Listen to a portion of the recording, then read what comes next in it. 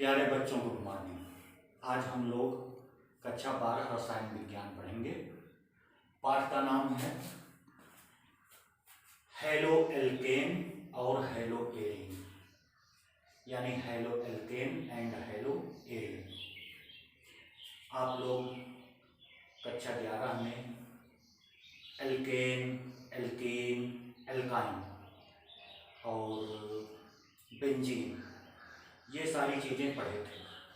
अब उन्हीं के व्युत्पन्न को हमको कक्षा 12 में आगे पढ़ना है। तो उसमें जो सबसे पहला पार्ट है वो है हेलो एल्केन।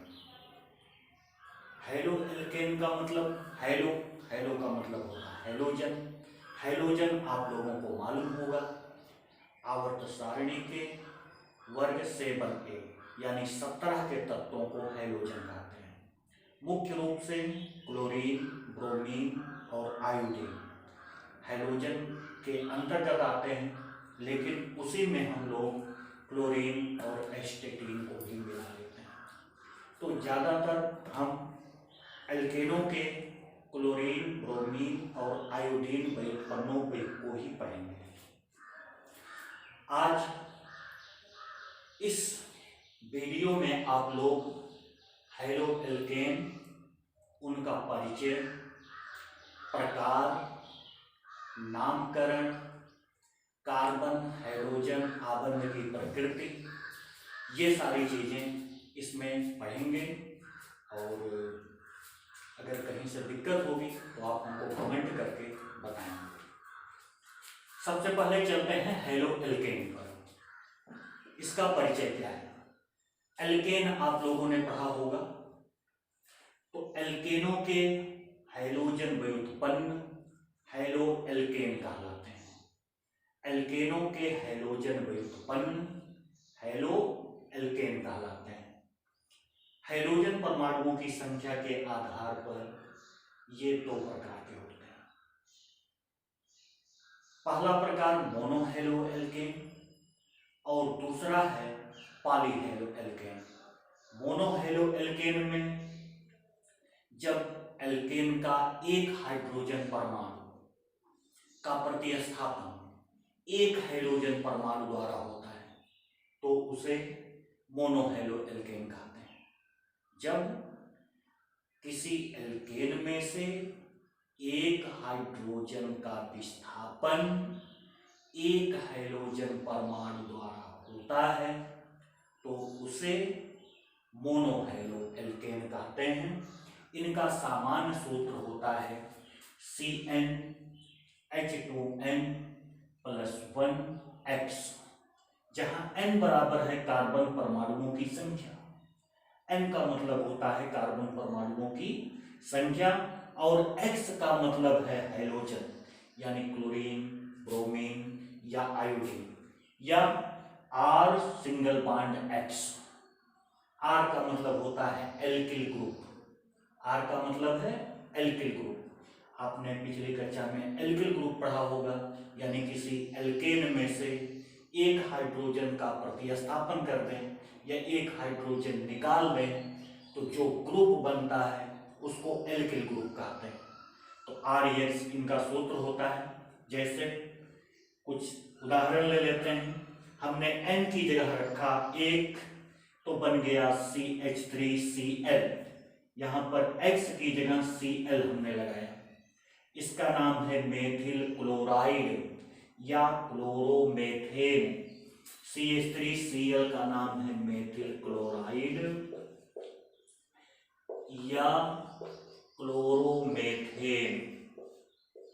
N की जगह अगर हम 2 कार्बन रख दें, 2 मान रख दें N का, तो बन जाएगा C2H5 और हम फिर लगा देते हैं Br हाइड्रोजन की जगह, तो ये हो जाएगा।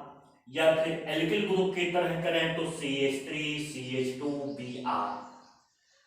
इसका नाम है एथिल ब्रोमाइड, क्योंकि हमने एथिल समूह लगाया।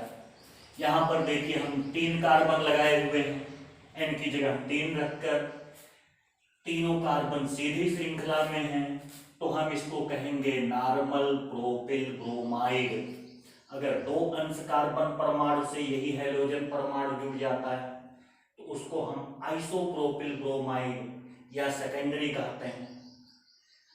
अगर यही हैलोजन परमाणु 3 अंश कार्बन परमाणु या तृतीय कार्बन परमाणु से जुड़ जाता है तो उसको हम तृतीय कार्बन परमाणु से जब यही जुड़ेगा तो टर्शियरी एल्किल हैलाइड कहा जाता है। अब यहाँ पर नोट लिखा गया है, मोनो हैलो एल्केनों को एल्किल हैलाइड भी कहते हैं। ये जो हैलो एल्केन है ये IUPAC के आधार पर नाम लिया जाता है और एल्किल हैलाइड नाम जब हम लेते हैं तो इसका मतलब होता है कि हम साधारण नाम ले रहे हैं। तो 2 तरह से नाम आपने पढ़ा होगा, साधारण नाम और IUPAC नाम। तो एल्किल हैलाइड ये साधारण तरीके से लेते हैं नाम हम, और हैलो एल्केन ये IUPAC। तो हैलो एल्केन को ही हम एल्किल हैलाइड कहते हैं। हैलो एल्केन को एल्किल हैलाइड, जैसे ये मेथिल क्लोराइड या क्लोरोमेथेन, ये एथिल क्लोराइड या एथिल ब्रोमाइड, माफ करिएगा, एथिल ब्रोमाइड या ब्रोमोएथेन, ये नॉर्मल प्रोपिल ब्रोमाइड या ब्रोमोप्रोपेन। तो इस तरह से हम इनका नाम लेते हैं। अब हम चलते हैं दूसरे प्रकार पर। अभी हमने बताया था 2 तरह के होते हैं, एक मोनोहैलो एल्केन और एक पॉलीहैलो एल्केन। पॉलीहैलो एल्केन का मतलब किसी एल्केनों के वे हैलोजन व्युत्पन्न जिनमें कई कार्बन परमाणुओं का, कम से कम 2 या 3 कार्बन परमाणुओं का प्रतिस्थापन, कार्बन नहीं हाइड्रोजन परमाणुओं का, 3 हाइड्रोजन परमाणुओं का प्रतिस्थापन 2 या 3 हैलोजन परमाणुओं द्वारा जब होता है तो उसे हम पॉलीहैलो एल्केन कहते हैं। ये 2 तरह के होते हैं, एक डाईहैलो एल्केन और एक ट्राईहैलो एल्केन। डाईहैलो एल्केन किसे कहते हैं? एल्केनों के 2 हाइड्रोजन परमाणुओं को 2 हैलोजन परमाणुओं द्वारा प्रतिस्थापित करने पर डाईहैलो एल्केन बनते हैं। यानी ऐसे एल्केन जिनमें 2 हाइड्रोजन परमाणुओं का प्रतिस्थापन 2 हैलोजन परमाणुओं द्वारा होता है उसे डाईहैलो एल्केन कहेंगे। तो ये भी 2 प्रकार के होते हैं, एक होता है जैम डाईहैलाइड और एक होता है विक डाईहैलाइड। जैम डाईहैलाइड का मतलब ये है कि जिसमें दोनों हैलोजन परमाणु एक ही कार्बन परमाणु से जुड़े हो। जैम डाईहैलाइड का मतलब दोनों हैलोजन परमाणु एक ही कार्बन परमाणु से जुड़े हों तो उसे हम जैम डाईहैलाइड कहेंगे। और जब दोनों हैलोजन परमाणु निकटवर्ती कार्बन परमाणुओं से जुड़े हों उन्हें विक डाईहैलाइड कहेंगे। जैम डाईहैलाइड में दोनों हैलोजन परमाणु एक ही कार्बन परमाणु से जुड़े होने चाहिए और विक डाईहैलाइड में दोनों हैलोजन परमाणु 2 निकटवर्ती कार्बन परमाणुओं से जुड़े होने चाहिए, तब वो विक डाईहैलाइड बनेगा। जैसे यहाँ पर जैम डाईहैलाइड का कुछ उदाहरण है, CH3 CH Cl2। यहाँ पर एक ही कार्बन से 2 क्लोरीन के परमाणु जुड़े हुए हैं तो इसका नाम है एथिलीडीन डाइक्लोराइड। एथिलीडीन या IUPAC नाम हम लेना चाहें तो 1 नंबर, अगर यहाँ पे नंबर दे देंगे 1 2 तो इसका नाम हो जाएगा, 2 का मतलब 1। तो सबसे पहले हम लगाते हैं पूर्व लग्न।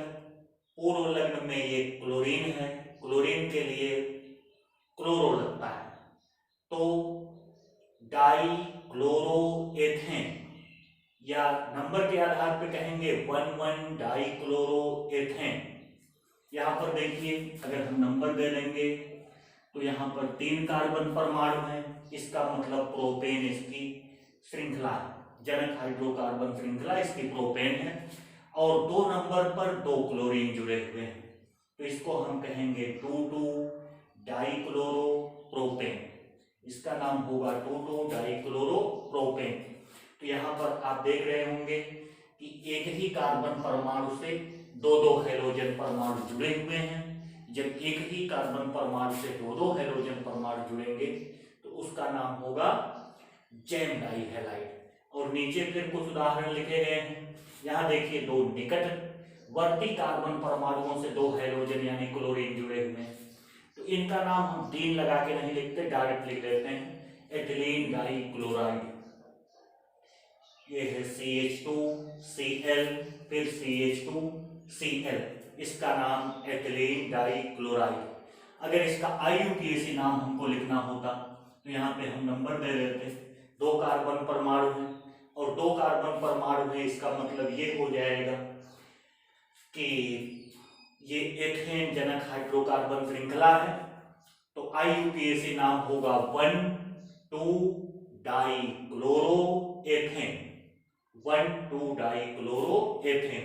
यहां पर देखिए तीन कार्बन परमाणुओं की श्रृंखला है, तीन कार्बन साधारण नाम लिखेंगे प्रोपिलीन डाइक्लोराइड। साधारण नाम इसका है प्रोपिलीन डाइक्लोराइड। IUPAC में 1,2-डाइक्लोरोप्रोपेन।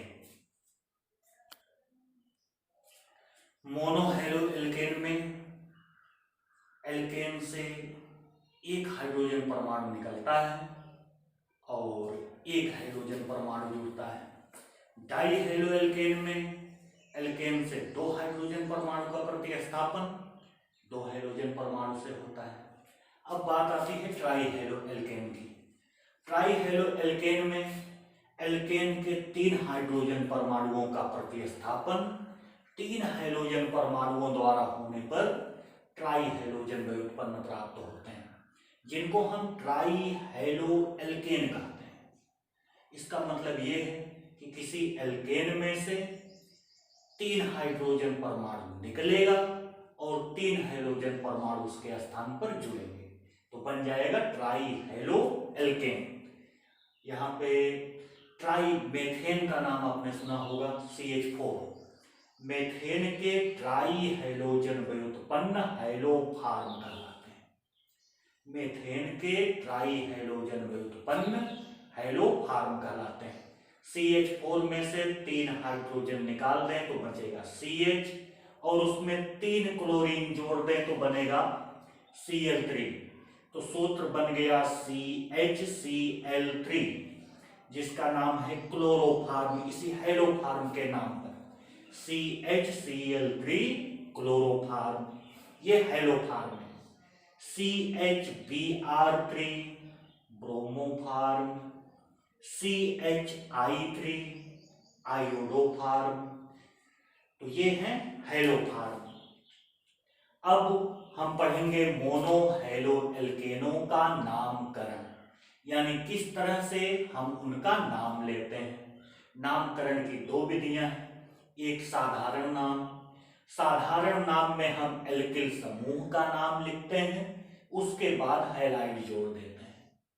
साधारण नाम में हम एल्किल समूह का नाम लिखेंगे, फिर उसमें हैलाइड जोड़ देंगे, यानी होगा एल्किल हैलाइड। मोनोहैलो एल्केनों का साधारण नाम लिखा जाता है एल्किल हैलाइड की तरह से। उसके बाद IUPAC नाम, IUPAC नाम हैलो एल्केन की तरह ही लिखते हैं। हैलो का मतलब क्लोरो, ब्रोमो, आयोडो या फ्लोरो। एल्केन का मतलब मेथेन, एथेन, प्रोपेन, ब्यूटेन, ये कार्बन परमाणुओं की संख्या पर निर्भर करेगा। हैलो का मतलब क्लोरो, ब्रोमो, आयोडो या फ्लोरो। एल्केन का मतलब कार्बन परमाणुओं की संख्या अगर एक है तो मेथेन दो कार्बन है, एथेन तीन कार्बन है, प्रोपेन ऐसे लिखेंगे। यहाँ पर कुछ एग्जाम्पल है, जैसे हम लिखते हैं CH3Cl। अब यहाँ जुड़ा है CH3, एल्किल समूह है CH3 का नाम है मेथिल और लगा हुआ है Cl, तो नाम हो जाएगा मेथिल क्लोराइड। CH3Cl का नाम मेथिल क्लोराइड, ये साधारण नाम। IUPAC नाम लिखना है तो सबसे पहले हम देखेंगे कि क्या जुड़ा है। Cl जुड़ा है इसमें। Cl का मतलब क्लोरो, कितने कार्बन है, एक कार्बन, तो तो नाम हो जाएगा क्लोरोमेथेन। CH3Cl का IUPAC नाम क्लोरोमेथेन। फिर CH3CH2Cl, इसका मतलब दो कार्बन परमाणुओं वाला एल्किल समूह है। दो कार्बन परमाणुओं वाले एल्किल समूह को हम कहते हैं एथिल। एथिल और इससे जुड़ा हुआ है Cl, तो नाम क्या होगा? एथिल क्लोराइड, क्योंकि दो कार्बन वाला एल्किल समूह एथिल और Cl जुड़ा है तो क्लोराइड। अगर यहाँ Br जोड़ दें तो नाम हो जाएगा एथिल ब्रोमाइड। I जोड़ दें Cl की जगह तो हो जाएगा एथिल आयोडाइड। इसी तरह यहाँ पे देखिए CH3CHCl, फिर CH3, यहां पर दो अंश कार्बन परमाणु से Cl जुड़ा हुआ है। दो अंश कार्बन परमाणु का मतलब होता है ऐसा कार्बन परमाणु जिससे दो कार्बन परमाणु जुड़े हुए हैं, तो इसका नाम है आइसोप्रोपिल क्लोराइड। दो अंश कार्बन परमाणु से Cl जुड़ा है तो ये द्वितीयक दो अंश एल्किल हैलाइड है, इसका नाम होगा आइसोप्रोपिल क्लोराइड। IUPAC नाम में हम नंबर देते हैं, उधर से देंगे जिधर से Cl नजदीक पड़ेगा, तो दो चाहे जिस तरफ से नंबर दे सकते हैं, तो 2 नंबर पर Cl आ रहा है तो हम लिख देंगे 2 क्लोरो, 3 कार्बन है तो प्रोपेन, 2 क्लोरो प्रोपेन।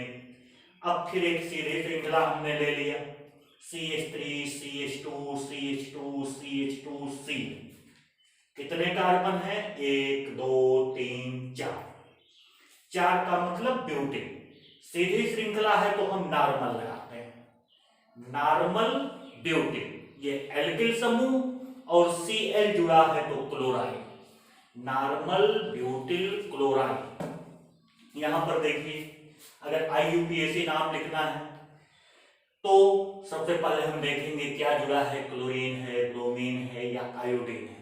तो जुड़ा हुआ है क्लोरीन, क्लोरीन को हम कहते हैं क्लोरो। 1 नंबर पर जुड़ा है, हम चाहे तो 1 लिख दें चाहे तो ना भी लिखें, तो ये है 1 क्लोरो ब्यूटेन या क्लोरो ब्यूटेन। इसके बाद अब आगे फिर चलते हैं, देखते हैं CH3 CHCl, यहां पर फिर 2 अंश कार्बन परमाणु से Cl जुड़ा हुआ है, CH2 CH3, तो इसको कहेंगे सेकेंडरी ब्यूटिल क्लोराइड। ये साधारण नाम, पहले एल्किल समूह का नाम सेकेंडरी ब्यूटिल और Cl जुड़ा है तो क्लोराइड।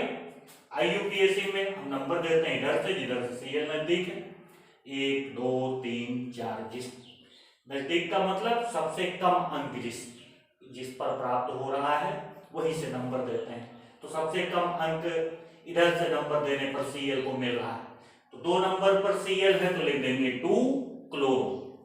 उसके बाद 4 कार्बन है ब्यूटेन, 2 क्लोरो ब्यूटेन। अगला देखते हैं CH3 twice, CH CH2 Cl। यहां जो एल्किल समूह है वो आइसोब्यूटेन है, 4 कार्बन है तो इसका नाम है आइसोब्यूटिल, और Cl जुड़ा है तो क्लोराइड, आइसोब्यूटिल क्लोराइड। अगर Br जोड़ दें Cl की जगह तो आइसोब्यूटिल ब्रोमाइड, Cl की जगह I जोड़ दें तो आइसोब्यूटिल आयोडाइड।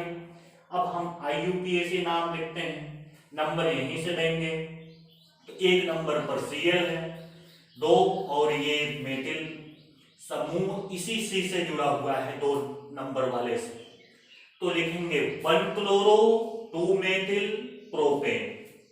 IUPAC नाम होगा क्योंकि 2 नंबर पर 1 मेथिल समूह जुड़ा हुआ है। तो वर्णमाला के क्रम में हम IUPAC नाम लिखते हैं, तो वर्णमाला में सबसे पहले क्लोरो आता है C और M बाद में आता है, तो सबसे पहले 1 क्लोरो 2 मेथिल प्रोपेन। उसी तरह यहां पे CH3 थ्राइस CCl, ये टर्शियरी यानी तृतीयक butyl chloride, tertiary butyl chloride. Tertiary butyl इसके एल्किल समूह का नाम है और Cl ये जुड़ा हुआ है इससे क्लोरीन, इसका मतलब क्लोराइड, इसका नाम हो गया टर्शियरी ब्यूटिल क्लोराइड। अगर हम इस CH3 को एक सीधी श्रृंखला में लिखना चाहें तो एक CH3 C के ऊपर जाएगा, एक नीचे जाएगा। नंबर देंगे तो 3 कार्बन परमाणुओं की श्रृंखला आएगी और एक मेथिल उसमें होगा, तो नाम हो जाएगा 2-क्लोरो 2-मेथिल प्रोपेन। अब तक हम लोगों ने प्रकार पढ़ा हेलोएल्केनों का, मोनोहेलोएल्केन, डाईहेलोएल्केन, ट्राईहेलोएल्केन या हेलोफार्म, उनके एग्जाम्पल। अब हम देख लेते हैं हेलोएल्केनों में C सिंगल बॉन्ड X आबंध की प्रकृति क्या है। यानी कार्बन से हाइड्रोजन हेलोएल्केनों में जुड़ा होता है। हेलोएल्केनों में कार्बन परमाणुओं से सीधा या कार्बन परमाणु से सीधा हाइड्रोजन परमाणु जुड़ा होता है।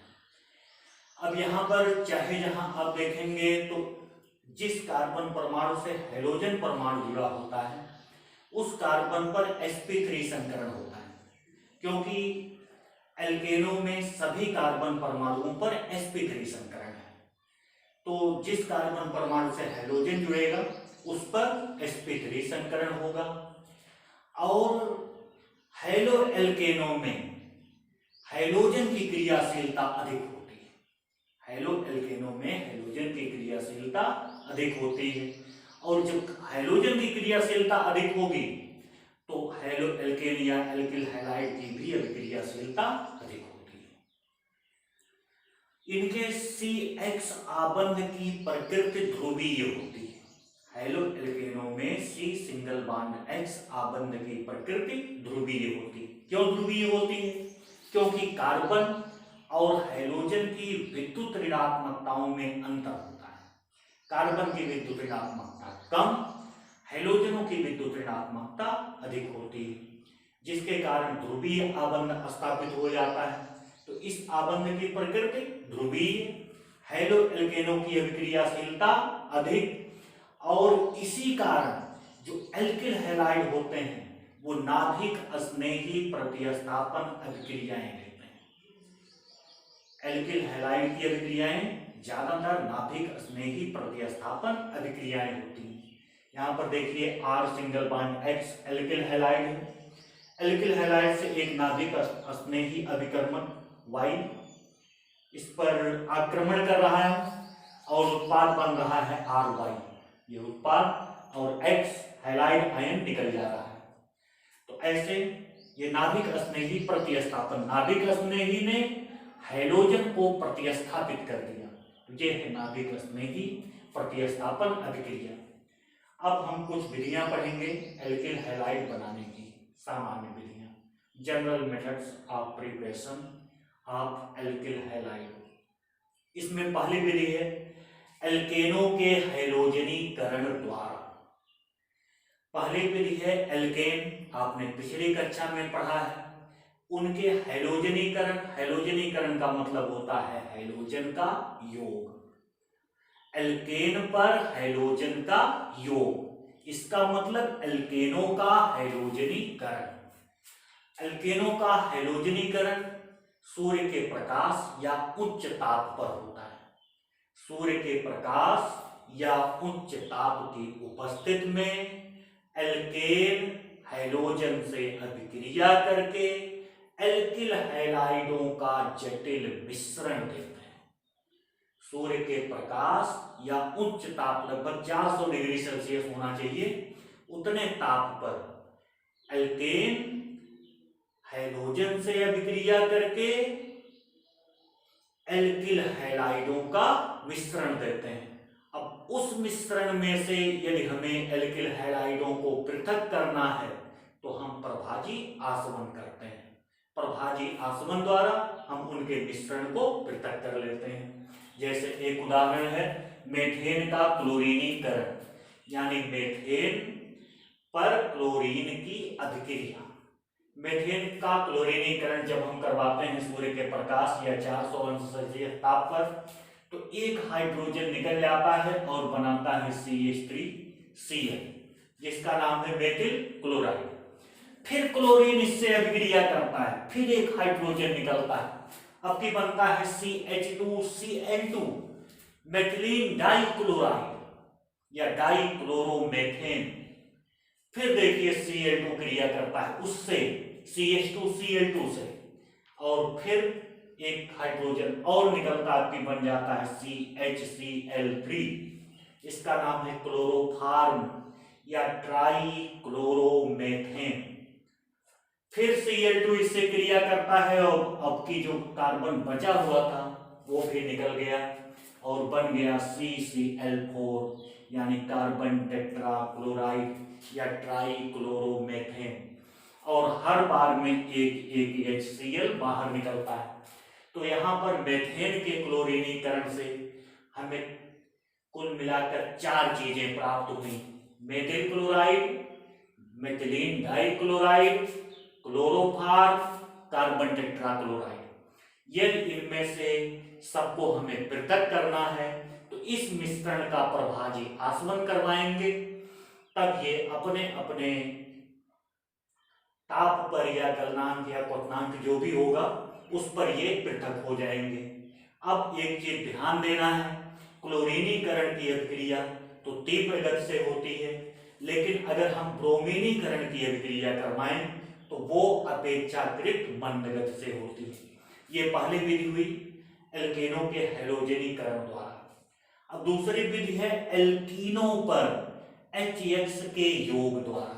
एल्कीन का मतलब ऐसे असंतृप्त हाइड्रोकार्बन जिनमें कम से कम 2 कार्बन परमाणुओं के मध्य द्विबंध हो, द्विआबंध हो, उसे हम एल्कीन कहते हैं।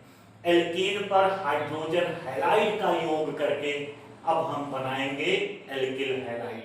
यहां पर देखिए हमने लिया है ethylene CH2 double bond CH2 यानी एथिलीन। एथिलीन पर HCl का योग हमने करवा दिया तो ये बंध टूटा, एक जगह जुड़ गया H, एक जगह जुड़ गया Cl, बन गया CH3CH2Cl। ये है alkyl halide ethyl bromide, ethyl chloride है, Cl हमने जोड़ा था HCl, तो क्या बन गया ये एथिल क्लोराइड। अब हम एक असममित एल्कीन लेते हैं। असममित का मतलब द्विबंध के दोनों ओर कार्बन परमाणुओं की संख्या भिन्न भिन्न हो। ये सममित एल्कीन थी एथिलीन, द्विबंध के दोनों तरफ कार्बन परमाणुओं की संख्या बराबर थी। अब की देखिए द्विबंध के एक तरफ 2 कार्बन परमाणु, एक तरफ 1 कार्बन परमाणु, तो ये कैसा है असममित कार्बन परमाणु। इस पर हम योग कर रहे हैं HBr का। HBr का जब योग किए तो बन गया CH3CHBr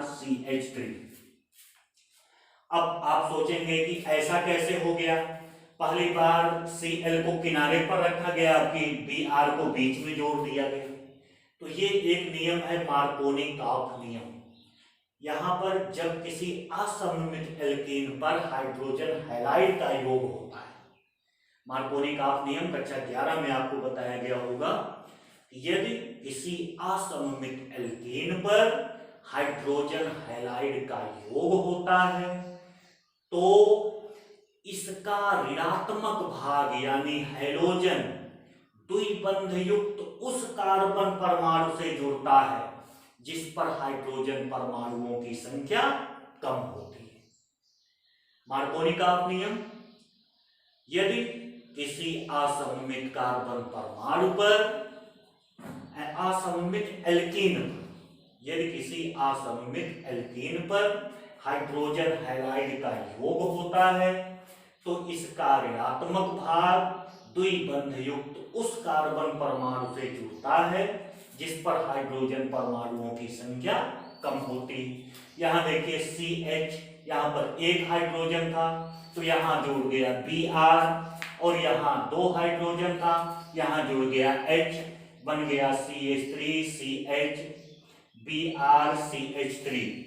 IUPAC नाम अगर इसका लिखना है तो 2 नंबर पर Br है, हम लिख देंगे 2 ब्रोमो प्रोपेन। ये मार्कोनी-काफ नियम के अनुसार हुआ। वही अभिक्रिया हम बेंजाइल पराक्साइड या किसी पराक्साइड की उपस्थिति में जब हम करवाते हैं तो यह योग मार्कोनी-काफ नियम के विपरीत होता है। यानी H पहले जुड़ गया, जहां पर कम कार्बन परमाणु होंगे वहां पर H जुड़ेगा, जहां अधिक कार्बन परमाणु होंगे वहां X या Br जुड़ेगा। यहां देखिए पराक्साइड प्रभाव ये है, यानी जब किसी असममित एल्कीन पर पराक्साइड की उपस्थिति में हाइड्रोजन हैलाइड का योग होता है तो यह योगात्मक अभिक्रिया मार्कोनी का नियम के विपरीत होती है। इसे खैरस प्रभाव या पराक्साइड प्रभाव कहते हैं। ये पराक्साइड प्रभाव। अगली विधि है एल्कोहलों की HX से अभिक्रिया द्वारा, यानी एल्कोहल की हाइड्रोजन हैलाइड से अभिक्रिया। जब किसी एल्कोहल की हाइड्रोजन हैलाइड से अभिक्रिया कराते हैं तो एल्किल हैलाइड और जल बनता है। यहां देखिए एल्कोहल का सामान्य सूत्र ROH plus HX hydrogen halide, ये बनाएगा alkyl halide RX plus H2O।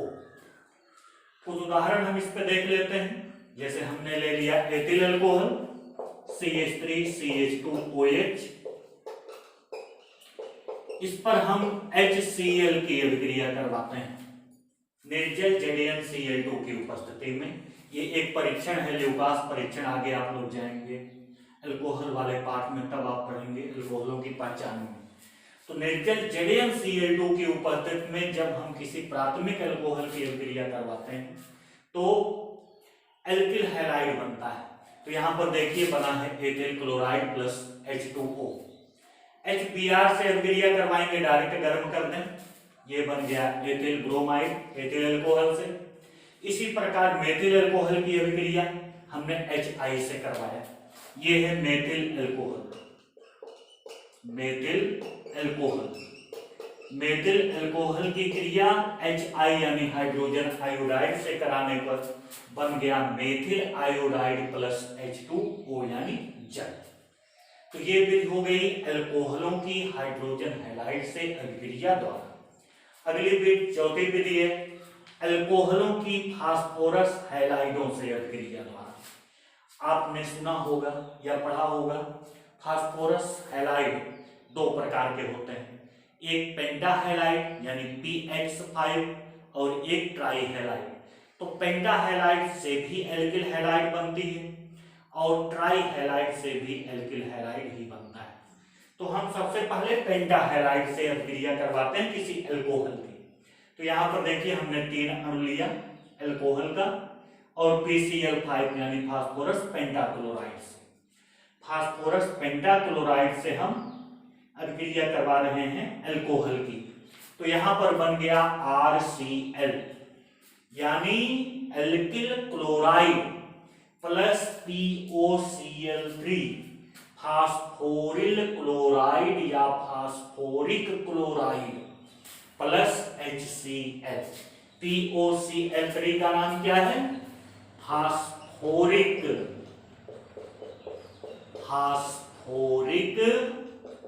Chloride.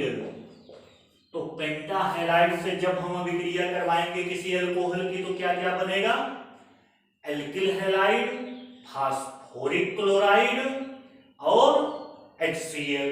यहां पर देखिए हमने उदाहरण लिया है मेथिल अल्कोहल का, तो मेथिल अल्कोहल से बन गया मेथिल क्लोराइड, फास्फोरिक क्लोराइड और HCl। दूसरे प्रकार का जो हैलाइड होता है फास्फोरस का, वो होता है फास्फोरस ट्राई हैलाइड यानी PX3।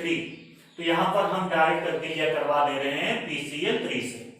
PCl3 से अभिक्रिया करवाएंगे तो बनेगा एल्किल हैलाइड प्लस फास्फोरस अम्ल।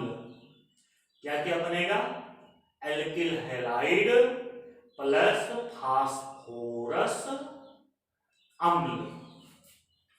तो यहां पर देखिए ये ROH एल्किल हैलाइड है, इसकी अभिक्रिया हमने PCl3 से करवाया तो बन गया HRCl प्लस H3PO3। यहाँ पे समीकरण को हम संतुलित कर दें तो संतुलित करने के लिए 3 3 यहाँ लगाना होगा। ये है एथिल अल्कोहल, इसके फास्फोरस ट्राइक्लोराइड से अभिक्रिया करवाएंगे तो बनेगा एथिल क्लोराइड प्लस फास्फोरस अम्ल। अब है डार्जन अभिक्रिया, इंपॉर्टेंट अभिक्रिया है। डार्जन अभिक्रिया का मतलब अल्कोहल की थायोनिल क्लोराइड से अभिक्रिया। जब किसी अल्कोहल की पिरीडीन की उपस्थिति में थायोनिल क्लोराइड से अभिक्रिया कराई जाती है तो एल्किल हैलाइड या एल्किल क्लोराइड बनता है। यह अभिक्रिया डार्जन अभिक्रिया कहलाती है। डार्जन अभिक्रिया का मतलब जब किसी अल्कोहल की पिरीडीन की उपस्थिति में थायोनिल क्लोराइड से अभिक्रिया कराई जाती है तो एल्किल हैलाइड एल्किल क्लोराइड बनता है। यह अभिक्रिया डार्जन अभिक्रिया कहलाती है। यहां देखिए हमने लिया अल्कोहल, इसकी अभिक्रिया थायोनिल क्लोराइड से करवाए तो बन गया RCl यानी alkyl chloride plus SO2 sulphur dioxide plus HCl hydrogen chloride. एक उदाहरण हम एथिल अल्कोहल लेकर ले रहे हैं, ये है CH3CH2OH यानी एथिल अल्कोहल प्लस SOCl2, इसका मतलब थायोनिल क्लोराइड पिरीडीन की उपस्थिति में गर्म किया गया, बन गया ethyl chloride plus sulphur dioxide और हाइड्रोजन क्लोराइड। अगली अभिक्रिया है हेलोएल्केन बनाने की हुन्स-डीकर अभिक्रिया। ये भी इंपॉर्टेंट अभिक्रिया है। जब किसी मोनोकार्बोक्सिलिक अम्ल के सिल्वर लवण की जब किसी मोनोकार्बोक्सिलिक अम्ल के सिल्वर लवण की अभिक्रिया कार्बन टेट्राक्लोराइड में ब्रोमीन से कराई जाती है तो एल्किल ब्रोमाइड बनता है। यह अभिक्रिया हुन्स-डीकर अभिक्रिया कहलाती है। हुन्स-डीकर का मतलब जब किसी मोनोकार्बोक्सिलिक अम्ल के सिल्वर लवण की अभिक्रिया कार्बन टेट्राक्लोराइड विलयन में ब्रोमीन से कराई जाती है तो एल्किल ब्रोमाइड बनता है। यह अभिक्रिया हुन्स-डीकर अभिक्रिया कहलाती है। यहां देखिए हमने ले लिया RCOOH यानी ये सिल्वर कार्बोक्सिलेट है, कार्बोक्सिलिक अम्ल का सिल्वर लवण, इसकी Br2 से अभिक्रिया करवा रहे हैं CCl4 में तो यहां बन गया RBr यानी alkyl bromide plus AgBr plus CO2। या एक उदाहरण हम ले रहे हैं CH3COOH, इसका नाम है सिल्वर एसीटेट। सिल्वर एसीटेट की क्रिया Br2 से CCl4 यानी कार्बन टेट्राक्लोराइड में कराने पर बन गया एथिल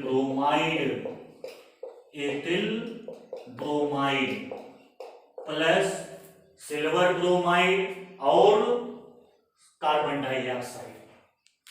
ये हो गई आपके तत्काल ये मोनो हेलोएल्केन बनाने की सामान्य विधियां।